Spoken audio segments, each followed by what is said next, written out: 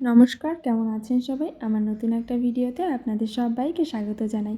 লোটে মাছের লেজগুলো আলাদা করে নিয়েছি পাকোড়া করার জন্য।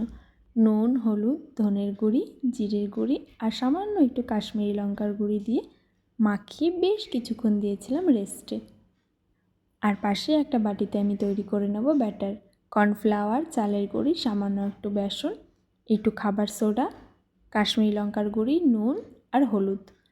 অল্প করে একটু জল দেবো আর ফাটিয়ে নেব ভালো করে। এরপরে এটা ফাটানো হয়ে গেলে মাছগুলো আমি এর মধ্যে দিয়ে এপিট ওপিট করে ভালো করে কোট করে ভেজে নেব। তেলটা আমি গরম হতে দিয়েছি। তেলটা গরম হতে হতে আমি মাছগুলো ভালো করে বেসন দিয়ে কোট করে নিচ্ছি।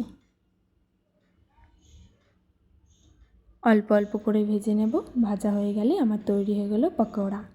তো কেমন লাগলো আমার এই রেসিপিটা অবশ্যই কমেন্ট করে জানাবেন, আর ভালো লাগলে লাইক, কমেন্ট, শেয়ার করে দেবেন। টাটা, সবাই ভালো থাকবেন।